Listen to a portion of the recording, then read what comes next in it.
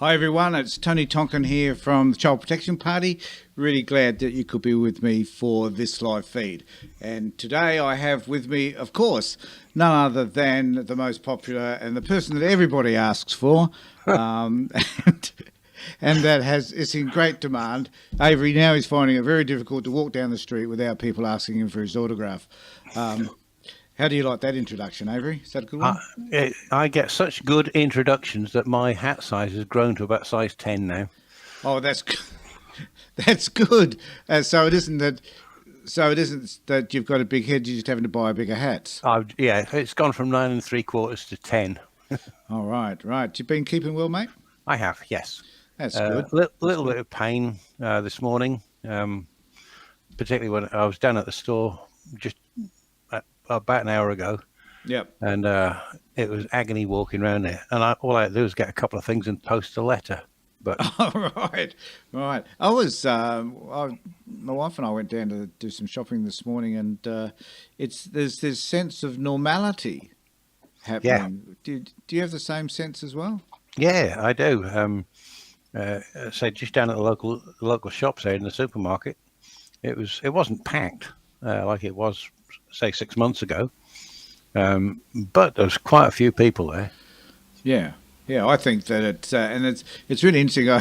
I walked down the aisle which the toilet papers are, and I'm just amazed that there is toilet paper. Yeah. So clearly, those people that needed toilet paper have now got their toilet paper together. Yeah. They've decided they don't need any more. I wonder what they're going to binge buy next. Well, yeah, one wonders. Except I did notice that hand sanitizers are not available at the moment. So I noticed that as well. And I went the other day. I went into a service station, and they had masks for sale at the front counter. I thought that was interesting as well, given that none of us wear masks. Yeah, I haven't seen that, but what I have seen is an awful lot of places. The local, the petrol station where I fuel up, Woolworths, even our local deli there has got hand sanitizer available at the door. Oh, really? Yeah. All right. So I think things are getting back to normal, and I wish to welcome everybody on board who wishes to have a conversation with us today. If you do want to have a direct conversation with us, every feed, we make it available to you by you letting us know, and then we'll send you a link, and you can join in the conversation via video, as Avery has done. Yeah. We can make that available to everybody if you wish to have that conversation with us live here on CPP TV. Yeah. Which is the only TV station worth watching if you want to hear a whole load of crap, because we're good at dishing that out. You could watch Fox News as well. Well, thanks for mentioning that, Avery. But later on, I've got a segment from Mr. Bolt, which is a few minutes. It's about 6 minutes, but we won't do all of it. We'll do enough to criticise him, and we'll have a discussion about that later as well, about how the right-wing media viewing the coronavirus. Right. And the interesting thing too, I just want to say, is that in the United States, that's the greatest country on earth. According to most Americans. Not all, though, these days. We need a roll eyes emoji on the screen there. What? Roll eyes, roll. Oh, yeah. Oh, my God. Oh, yeah. Because they're not doing too well, actually. Which actually I feel sad. And there is a part of me, most of them are human. Yeah. With the exception of the person they have running the country. Yeah. The Illuminati reptile from a different planet that they've got in there. That's right. Yeah. You're not spreading sort of conspiracy theories there, are you? No. Yeah. No. You wouldn't do that. No, I've got the evidence. I've got a lizard with a picture of a lizard with the hair on top. Did you? I shared a video of this on my own Facebook page the other day. This little kid who was throwing a tantrum, and have you seen it? And someone was asking him a question. So he's kind of like a miniature version of Donald Trump, and people were asking him questions about the virus and other things, and this little kid was just throwing a tantrum, and it was so like Trump, Yeah. but sort of created by this little kid. Okay, we can talk more about that. I do want to say though that I feel sad for the 86,000 people that have lost their lives in the United States. 87,000. 87, Yeah. and it's going to be over 100,000 by the time they get their act together, because. Well, that will be after Trump's presidency finishes. Well, it seems sad to me that so many people should lose their lives because they have someone who's totally incompetent. Yeah. So fortunately, here in Australia, we haven't been as devastated as they have in the US, and that's something that we should celebrate. I Yeah, think. definitely. I mean, Australia's the lucky country, and in particular with respect to COVID, we have been very fortunate. That we have, Yeah. and we've I don't know what it is. I'm trying to work out what it is that we've done that's been specifically brilliant. But to be one of the top 4 countries in terms of having dealt with this virus, and for us to walk around in the shopping centre like I did today, no one wears a mask. Yeah. Because there's just no need to here. Yet in the US, everybody's wearing a mask, and everybody's been told to wear a mask. Yeah. It's just and we're now looking at starting our sporting events again. Come footy, come June. I know you don't get excited about that, but I do. Yeah. When staff to footy, so we're starting to, and it'll be different. I understand that, and we need to keep the virus at bay. But at the end of the day, we're back on track almost. So Yeah. it's a good thing. Yeah. And there was something in the advertiser today, which I've now brought up on screen. So South Australia, we can celebrate what we've done here in SA because, us and WA and the Northern Territory, I think, are doing better than most people. Yeah. We've had 105 days where SA finally has no known active coronavirus cases, which is fantastic. I doubt whether there's a place on earth that can actually say that. But as restrictions begin to ease, Chief Public Health Officer Nicola Spurrier is warning us it's not over, and I think that's probably a pretty fair assessment. Would you agree with that? Absolutely. While there's no vaccine and there's no cure at the moment, coronavirus isn't going to disappear. It's hit too many people around the world. Yeah. 4.5 million, something like that, around the world have got it. It's a similar family of virus to SARS and MERS. They were both coronaviruses, but their spread was, although it was worldwide, it was very limited in the numbers. Like about 8,000 people got SARS, and only about 3,500 or 4,000 got MERS. Yep. So we're at a favourable position, and further on in this article, just some points I would like to make. It says here that this is obviously a really fantastic milestone for us. We're doing very, very well in South Australia. I don't know what Friday means, but I guess it's celebrating Friday because we've done really, really well. And amid almost 76,000 tests, figures show 433 people have beaten the virus, meaning 99% of cases have recovered. How fantastic. That is excellent news. Total cases is 439 in South Australia. So for having 433 have beat the virus, that is really good news. Yep. And there was something further that you wanted to raise about it as well, I think, Avery, wasn't there? Something. You want to do the thing on South Australia wide and that? Yeah, that heat map thing that I shared with you. Yep, we've now got it up. Now this is a thing that's on the if you go to the SA government coronavirus website, I can't see it on my screen at the moment. It's come up now on the share. Hasn't come to my screen yet. I've got it on my right hand. That basically shows that's the map. That's it. that basically shows where coronavirus is in South Australia. And as you'd expect, it's the highest concentrations are in the areas with the greatest density of population. As one would expect. Yeah. So out at Ceduna and Coober Pedy and that, you wouldn't expect to see any. Yeah. And when you look at that map, there doesn't appear to have been any at all. I was quite surprised that you can't. I don't know if you can see it there, but Port Lincoln, that's had a few cases. That's a. I'm just going to expand it on my screen there so I can look. It's very small. There's a very small. There's a blue, kind of like a blue dot there, I guess. Yeah, it's a dark blue. Right. Like that on the York Peninsula.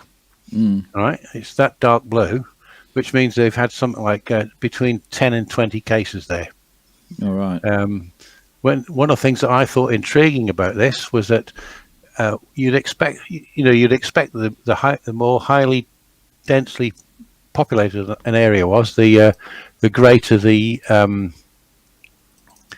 more highly densely populated an area was, the greater you'd expect the infections to be. Yeah. And one of the things that I found really surprising was when I zoomed in on this map, and one place that does not appear to be affected at all, right, is Adelaide city centre, North Adelaide, and the business district itself, Unley. Right. All right. Unley is one of the older suburbs here, as is North Adelaide, and the housing there is a little bit more densely packed than it is, say, out in where I am in Para Hills, or where you are in Elizabeth, and where I am, in Para Hills, it's a sort of a reddish colour, right? I can't point to it on the screen there, but that red dot, that's just saying this is where you are. But just above it, I don't know if you can zoom that a bit. You see it's a reddish colour, and that covers the area of Para Hills, and that means that we've in the Salisbury area, we've had something like over 30 cases. I'm not sure the exact number, but the highest cases are those dark reddish browns that are on that map. I'd have expected it would have been in the places, where I am, we haven't got a house every, we haven't got housing where they're 2 meters apart, right, or 3 meters apart. You go down to some of the areas sort of towards downtown Adelaide, and the houses are much more densely packed. So I'd have thought that the people that live there would have been more susceptible to it because they're much closer. Yeah. And the only thing I can draw from that is that people out in the suburbs, right, were not as attentive to the restrictions as the people living in Unley or Payneham and places like that. Yep. Yeah. That's me done with that. So there was another one though that you sent me, which sat with the heat map, I think. Yep. Avery. So I'll just bring that one up as well. So this is the daily cases here in South Australia, and I think it's really interesting to note that there are a number of days where there weren't any. Yeah. And then we have on the 8th of May just a little blip. 7th of May. The 7th of May, sorry, You're right. And then nothing after that. Yeah. I mean, that's been really good. We've now gone in the past, since the 24th of April, we've had one case. Yep. That is really good. Yep. So we're proud of ourselves. Yeah. I don't know. I haven't done anything specifically apart from isolating myself for a few weeks, 6 weeks or whatever it is, pretty much. All that I've done has been to go down to the shops, and basically stayed at home. One thing that we need to take into account as well, even though the restrictions are being eased, if you're someone like me or my wife, both who've got pre-existing conditions that make us more vulnerable, you still want to practice those restrictions. Yes, but I did notice, if we just have a look again at this map, down and under the ages, that the 20 to 29 of infections is still quite high. Yeah. It doesn't mean that the death rate necessarily is going to be significant, but certainly because we've had very few deaths. But certainly, if you're thinking that you're a young person and you're not likely to get infected, think again. Yeah.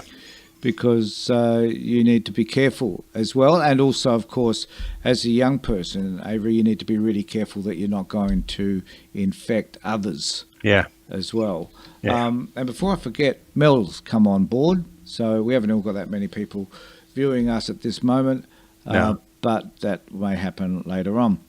And maybe that's because we just haven't got anything of interest to say this time. They've probably all shot across to Wisconsin where everything's open.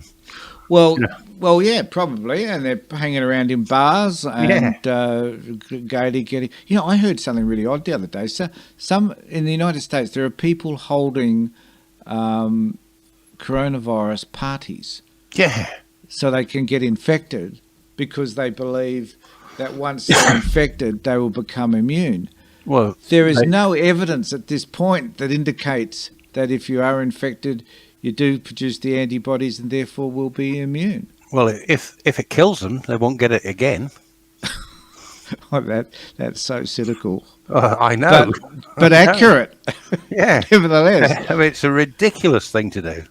Yeah. It really is.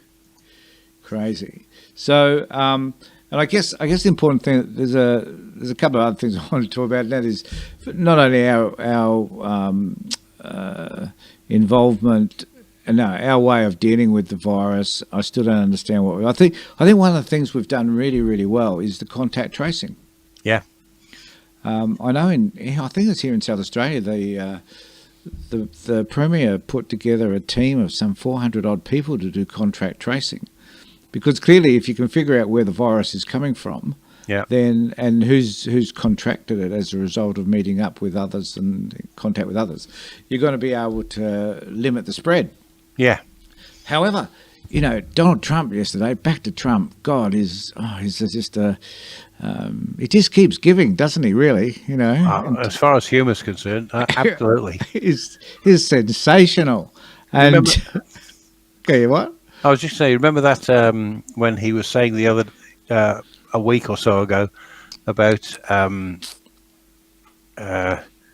using bleach, disinfectants, injecting disinfectants. Mm. Well, yesterday I shared up this parody song that I heard. It's a guy called Randy Rainbow singing about how a spoonful of Clorox can make the what go down. Yeah, makes the COVID go down. COVID go down. Yeah, I get that. It's a parody of the Spoonful of Sugar song from Mary Poppins. Yeah.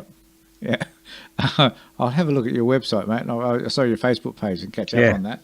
Yeah. But what was the other crazy thing? Oh, yeah, the latest was yesterday. He said that that testing really wasn't that important. Because, because when you test people, you're going to find that people have got the virus. Yeah. So if you didn't test them, you wouldn't the numbers down. Well, yeah, I heard someone on MSNBC say it's like if I believed that my child was unwell, and I went to the doctor, and the doctor told me that my child wasn't unwell, that there was something wrong with them, then I blame the doctor for telling me that there's something wrong with the child. Yeah. It's the same bizarre sort of logic, and this is the most powerful man in the world. We are in trouble. Well, can I? It's related to the virus. A comment from Teresa Ristanio, I think that it says. I see it. Yep. Due to this virus and her child safety has completely cut off her visits. Due to this virus, and I know they have no true grounds for this. It's reminds me of your video the other day, the child pandemic thing that you did. Right. So someone's. Thank you very much, and we thank Narelle for putting that together.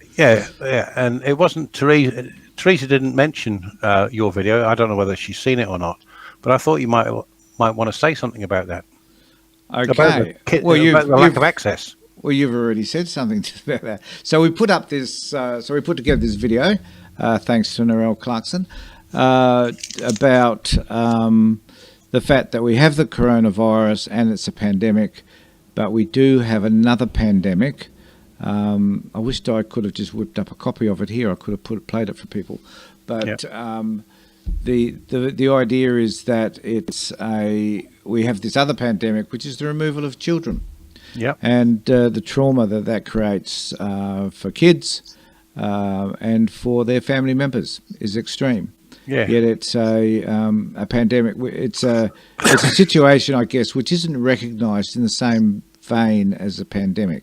I mean, this pandemic kills people. I understand that. The other pandemic, which is the removal of children, that just destroys people's lives. Yeah, absolutely. So. There's something else I just saw on there as well. Teresa's saying that it's in Queensland, where she lives. It's exactly the same here in South Australia. Yeah. Parents can't get access to the kids because of COVID. I see no justification for it. Well, and the odd thing is, I had a client I was speaking to the other day, and she raised the issue and got held down by the department over it. That she was reluctant to send her kids to daycare and to kindy, because of the COVID issue, right? Yeah, I think that's fair enough. That's a parent's choice. She has 2 other kids that are in care that she's fighting to get back, but the department had a go at her for not sending her kids to kindy or to daycare. Yeah, they won't let them meet. Yeah, won't let the department. They won't let the department let them have the access, but it's right. okay for the kids to go to school. Yeah, that is ludicrous. So was that Teresa who said that? Who raised that issue? Whoever that was. Yeah, I understand. It's just a bizarre situation. Yeah, I've just shared the link to that video with you on Facebook Messenger. I don't know if you can put that up.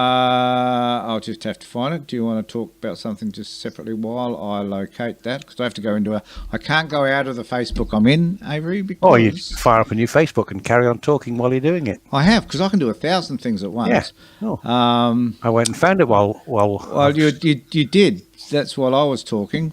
No, that was good, mate. You did. I'll bring it up.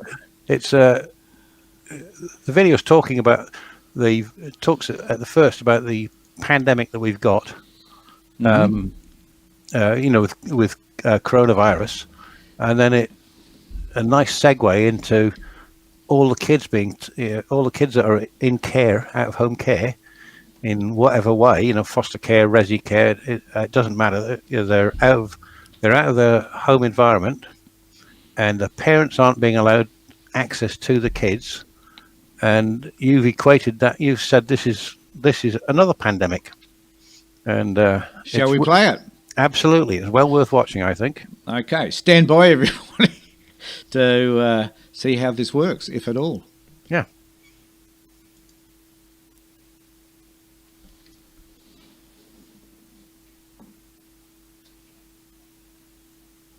Coming up.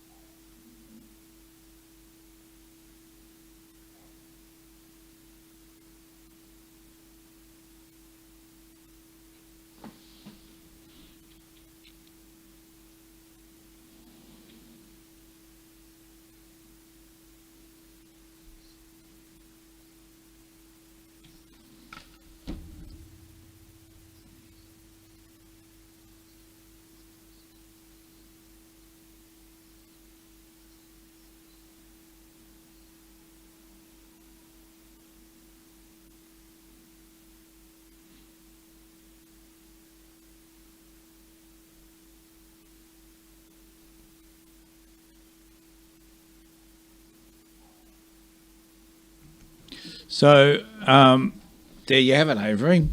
I hope people will share that and let. Sorry, I've lost your sound for some reason. Are you there, Avery? Okay, for some reason I can't hear you. I don't know if other people can either.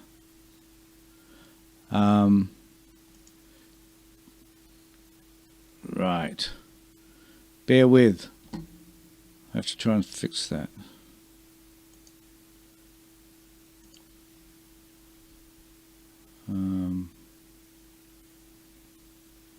Okay, can you hear me okay? People can't hear you, I don't think. Look, I'll just have to try and fix that in a second. I don't know what's happened to our audio since I played that. There was one other issue that I was going to deal with, and that is, I just better get rid of that. Maybe that might change things. And that was actually in terms of youth suicide. So I was just going to have a conversation with people about a topic which concerns me greatly, and that is. Oh, you're back, Avery. I'm back. Yeah. So, I just suddenly remembered I'd muted my microphone when Wendy. Isn't that interesting? I automatically thought it was my fault. Well, it generally is. I was just saying we had a message from Wendy saying that she couldn't hear any sound when the video was being played. So I've shared the link to it. So anybody there who had the same issue couldn't hear it, it's there. Oh, right. Okay. The link's in the comments.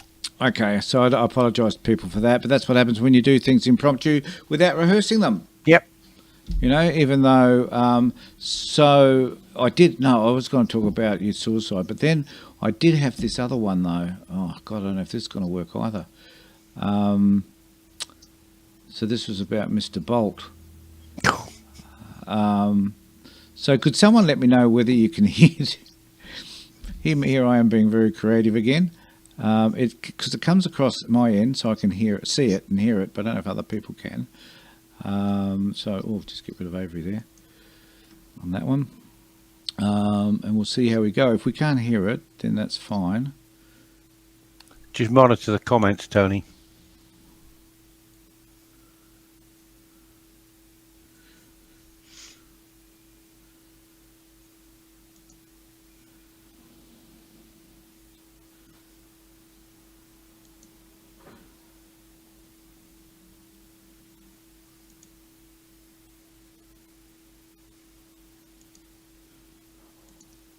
No sound.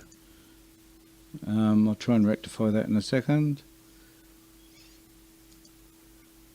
Or maybe just give a I'll just give a link to it, maybe. Yeah, and just describe what he's talking about. Yeah. So we had we had Andrew Bolt talking about, or minimising, I guess, the impact of the coronavirus. I'm not surprised. And that at the end of the day, I guess what that has meant that... Stand with us against unacceptable practices in child protection. That the right seems to be taking an attitude that the government should be doing more and more in relation to doing nothing and doing less and less. Yeah. And they fail to celebrate, I think, Avery, the things that we recognise as being super significant, which is the fact that we're almost down to zero. There's a chance within this country that we could probably even eradicate it entirely. And yet they make the comparisons with the SARS epidemic and how many people died during that, which was, a few hundred. And they don't seem to accept the fact that here in Australia, we were able to deal with this problem relatively early. And as a result of dealing with it early, we've been able to minimise the amount of the damage done. And when we make that comparison with somewhere like the United States, we can see that we've been on the right track and others haven't. Well, I'm not in the least bit surprised to hear that Andrew Bolt would deny the impact. Because he's a science denier. He claims he's a skeptic, but he's not. He just denies science. The science says coronavirus is extremely dangerous. The science says that anthropogenic, human-influenced climate change is real. But what would 97% of the world's climate scientists know? The people who actually study the climate. Yep. Andrew Bolt knows much better than they do because he's got reasons. You know. Yep. So I'm not in the least bit surprised to hear he minimises the impact of all sorts of things. As I said, coronavirus,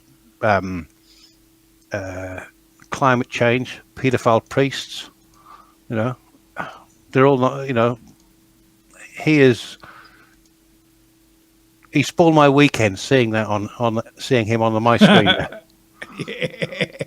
Yeah. So, and I guess at some point we need to challenge those notions. Yep. We need to work to make sure that they're not part of the they're not part of the way we're having conversations about this problem. Yeah. That we're seeing things based on fact and fact alone. You know. Yeah.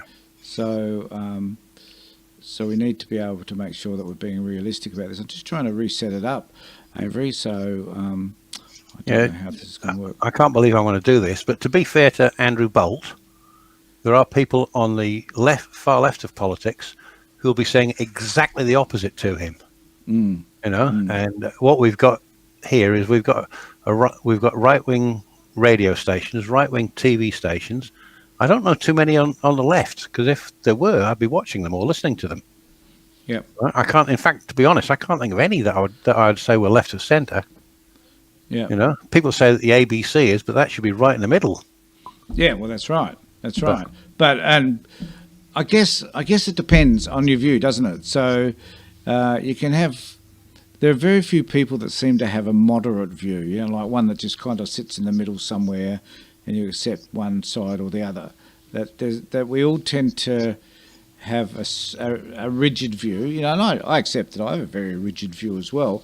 But as you've often told me, sometimes you just need to look to see what the other people are saying. Yeah. To kind of know what else is going on out there apart from your own individual view. I mean, if you're gonna talk if you want to talk against a position, right, no matter what it is, you know, if you want to talk about climate change, for example, you've got to know what your opponent has got to say about it, right? And if you want to talk about, you know, like I do, as you know, I do a lot of debating with people who believe in God. For the record, I don't. And that's not a surprise to anybody. I know, but just the odd person that's not heard it, I don't.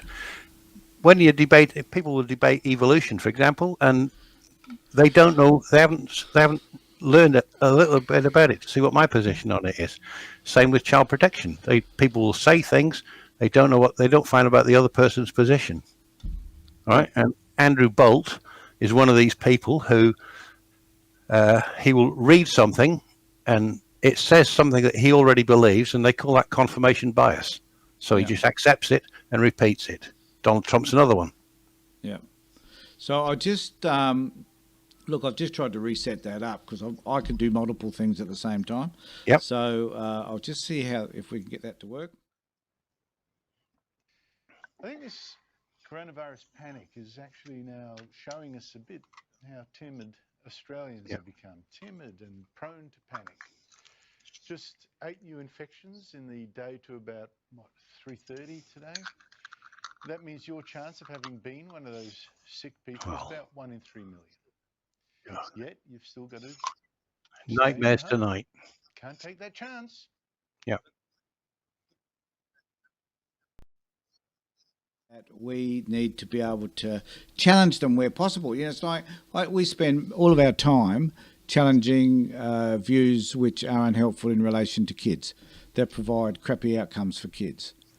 You know, and there are certain people out there in the community who hold those views wholeheartedly, that at the end of the day, this is all about the best interests of the kids, and in actual fact, a lot of the time it ain't. Yeah. But we have to be out there challenging, because what would our world be like if we didn't challenge any of those the majority views or the views of those people in power and who have control? Go and read about the Inquisition.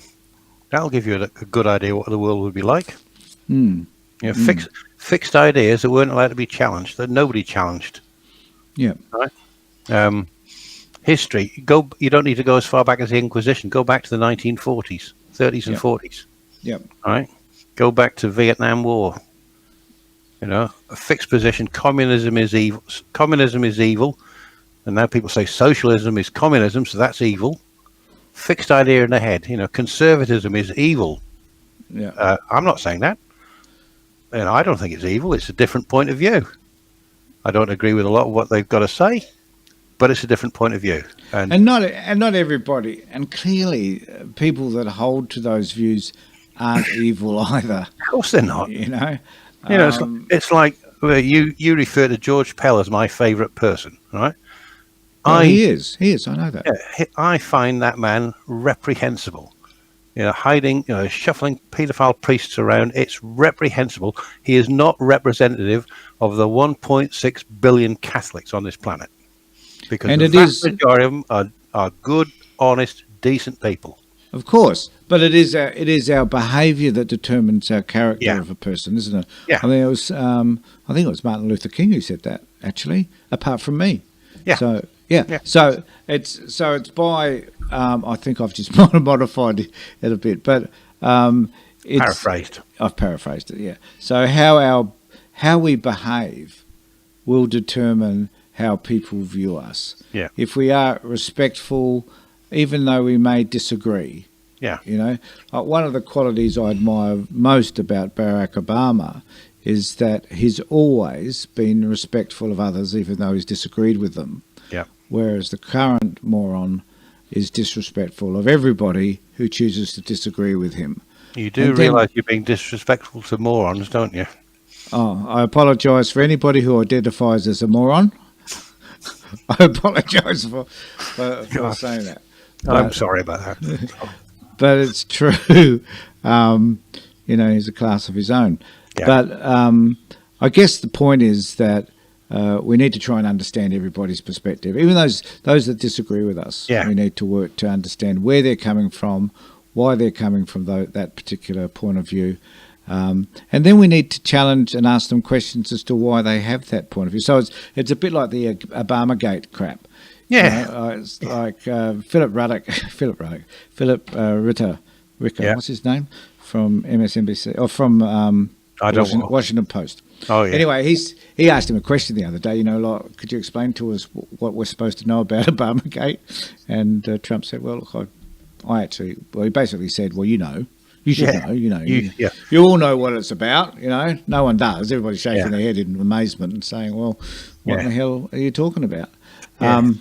But it is about questioning. The more we question people about the reasons why they have those views, the better the chances are they might realise that there are views based on or founded upon very little. Yeah. The thing that gets my goat is you get people saying, people on the right say, oh, the left just want to shut people up. They want them to think, to think what they think and stuff like that. And I hear people on the left say we should stop Pauline Hanson from speaking, right? She should not be allowed to do this. She should not be allowed to say that. If we stop a person like Pauline Hanson or Andrew Bolt from speaking, we can't argue against them. Well, it also means if we're going to take that attitude, then they should stop us as well. Yeah. What fits for one ought to fit for the other. If you go down the road of banning somebody from speaking because they don't say the sort of things you want to hear them saying, you're on the road down to an authoritarian, totalitarian system.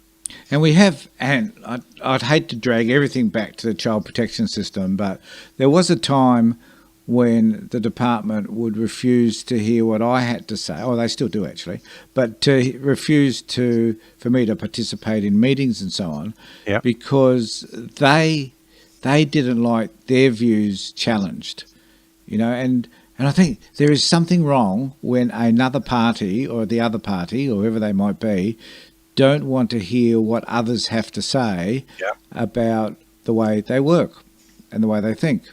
Yeah. You know, because the sad thing is, out of that sort of congested sense of tension comes often some really good solutions. Yeah. You know what I mean? Yeah, I do.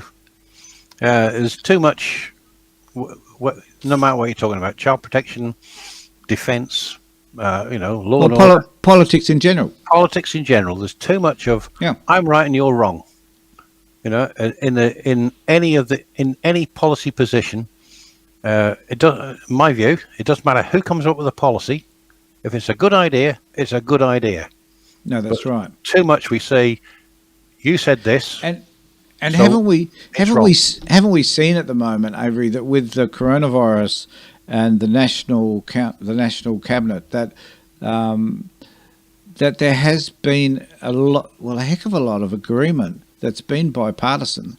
Yeah. Because we're all facing and confronting the one cause. Yeah. Now, when ideology steps in, we wind up with, and we see that starting to happen now with both parties, where they're suggesting that the JobKeeper allowance should go for longer than 6 months, and that I'm all for that. Let's bring in let's keep it going forever, so that people get paid a reasonable income, so that they can.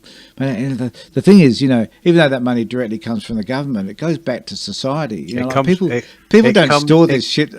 It comes from the taxpayer through the government, then back to the taxpayer. It's not government money. There's no such thing. That's right, and and the fact is that people don't store that money under the bed. No, they're not accumulating it. They're spending it on stuff that benefits the people that own the shops or the hairdressers or the grocery store or the local deli or whatever it might be. Reminds me of something I said not so long ago. It's the argument against the big tax cuts to businesses and the wealthy is that you give a big tax cut to, I don't know, Palmer, right? And he's just going to buy himself another coal mine or whatever. You give the tax cut to a pensioner or somebody that's living on welfare, and they're going to spend it. It puts it straight back into the economy. Yep. So it's much better to give it to the lower socio-economic end of society than it is to give it to the top end. Like, the baby boom. I'm one. No, not boomer. The baby allowance. When giving out money for, it was evident that generated a lot of money back into the community. Yeah. That wasn't there before. Yeah, I mean, because if I remember, it was means tested, which meant that the wealthier people in society didn't get it. The lower socio-economic end did. And all they can do with it is spend it. They're not going to go and fly off on a holiday to Hawaii or buy themselves a Maserati. And Harvey Norman, Maseratis, because I'd love to get one. Oh, so would I. Yeah. But Harvey Norman, out my end of town, ran out of widescreen televisions at the time. And talking about baby booms, I'm going to predict there's going to be one next year as well.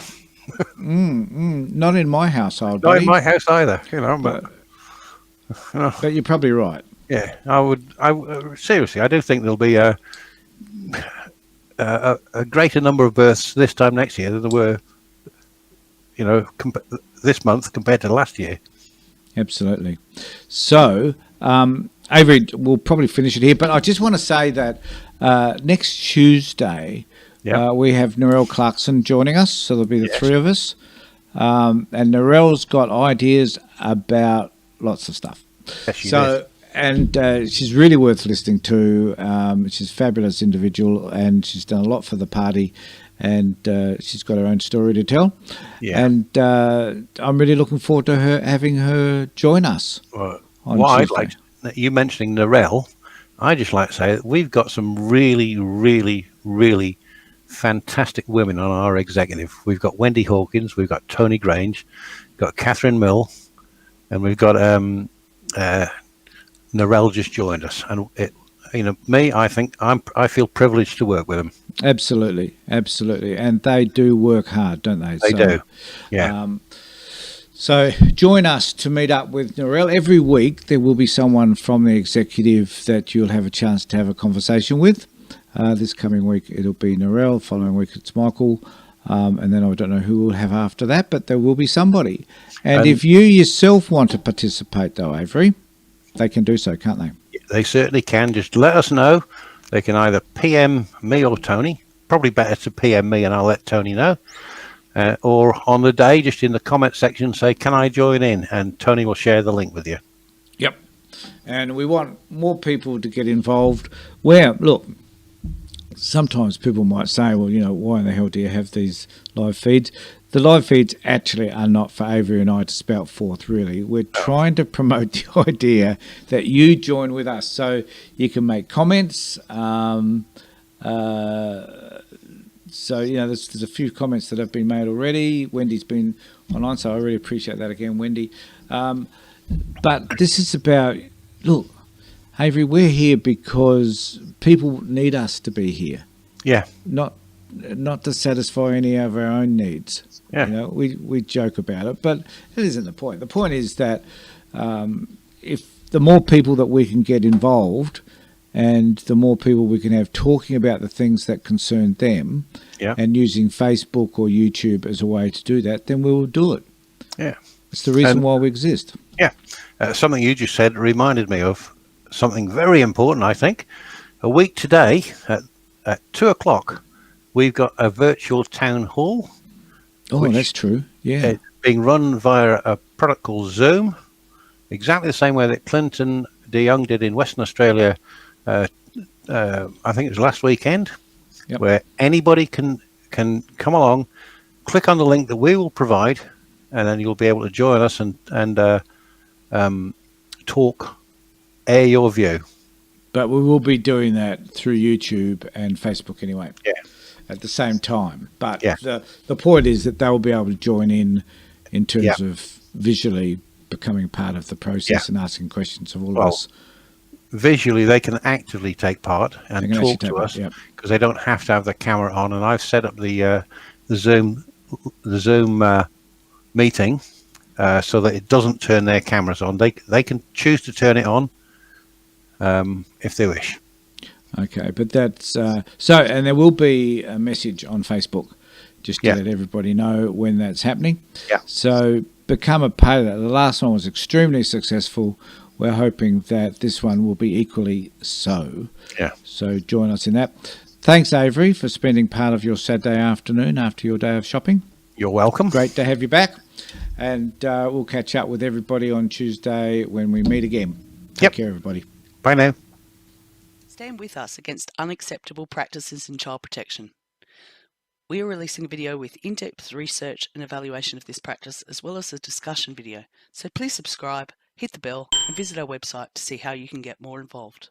Stand with us against unacceptable practices in child protection. We are releasing a video with in-depth research and evaluation of this practice, as well as a discussion video. So please subscribe, hit the bell, and visit our website to see how you can get more involved. Stand with us against unacceptable practices